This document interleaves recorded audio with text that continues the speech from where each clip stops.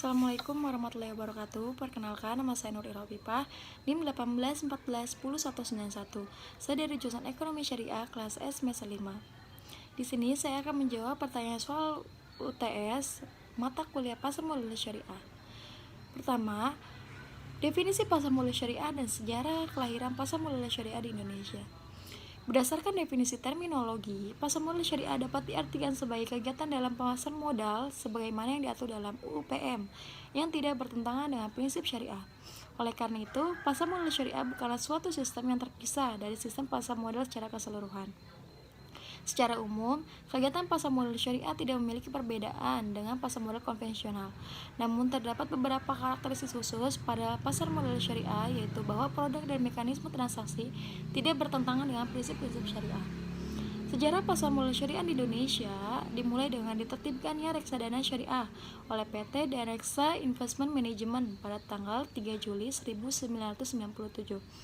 Selanjutnya, Bursa Efek Indonesia bekerjasama dengan PT dan Reksa Investment Management meluncurkan Jakarta Islamic Index pada tanggal 3 Juli tahun 2000 yang bertujuan untuk memandu investor yang ingin menginvestasikannya dan dananya secara syariah. Dengan hadirnya indeks tersebut, maka para pemodal telah disediakan saham-saham yang dapat dijadikan sarana berinvestasi secara dengan prinsip syariah. Pada tanggal 18 April 2001, untuk pertama kali Dewan Syariah Nasional Majelis Ulama Indonesia atau DSN MUI mengeluarkan fatwa yang berkaitan dengan pasar modal, yaitu Fatwa nomor 20 DSN MUI nomor 4 2001 tentang pedoman pelaksanaan investasi untuk reksadana syariah. Selanjutnya, instrumen investasi syariah di pasar modal terus bertambah dengan kehadiran obligasi syariah PT Indos Tbk pada awal September tahun 2002. Sejarah pasar modal syariah juga dapat ditelusuri dari perkembangan institusional yang terlibat dalam pengaturan pasar modal syariah tersebut. Perkembangan tersebut dimulai dari MUU antara Bapepam dan DSN MUI pada tanggal 14 Maret 2003. MUU menunjukkan adanya kesepahaman antara Bapepam dan DSN MUI untuk mengembangkan pasar modal berbasis syariah di Indonesia. Dari sisi pengembangan Bapepam LK, perkembangan pasar modal syariah ditandai dengan pembentukan tim pengembangan pasar modal syariah pada tahun 2003. Selanjutnya, pada tahun 2004, pengembangan pasar modal syariah masuk dalam struktur organisasi Bapepam dan LK dan dilaksanakan oleh unit setingkat eselon nomor 4 yang secara khusus mempunyai tugas dan fungsi mengembangkan pasar modal syariah. Sejalan dengan perkembangan industri yang ada pada tahun 2003, unit eselon nomor 4 yang ada sebelumnya ditingkatkan menjadi unit setingkat eselon nomor 3. Perkembangan pasar modal syariah mencapai tonggak sejarah baru dengan disahkannya Undang-Undang Nomor 19 Tahun 2008 tentang Surat Berharga Syariah Negara atau SBSN pada tanggal 7 Mei tahun 2008.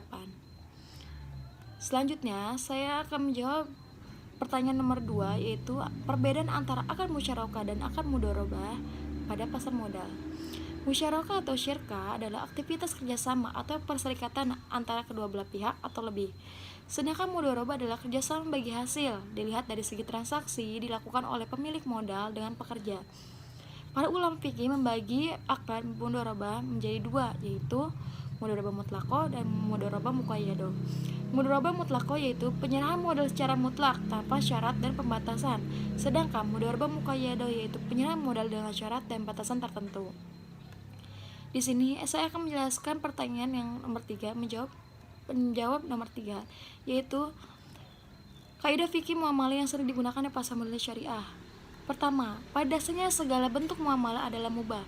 Kedua, muamalah dilakukan atas dasar sukarela tanpa mengandung unsur paksaan. Ketiga, muamalah dilakukan atas dasar pertimbangan mendatangkan manfaat dan menghindari mudarat dalam bermasyarakat.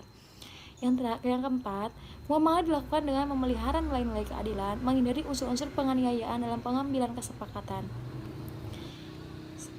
Dan terakhir, nomor 4, saya akan menjawab nomor 4, yaitu fatwa didefinisikan sebagai pendapat atau penjelasan alim ulama terhadap permasalahan dalam penerapan hukum Islam. Dewan Syariah Nasional Majelis Ulama Indonesia atau DSN MUI. Fatwa-fatwa terkait keuangan Islam di Indonesia dikeluarkan oleh Dewan Syariah Nasional Majelis Ulama Indonesia atau DSN MUI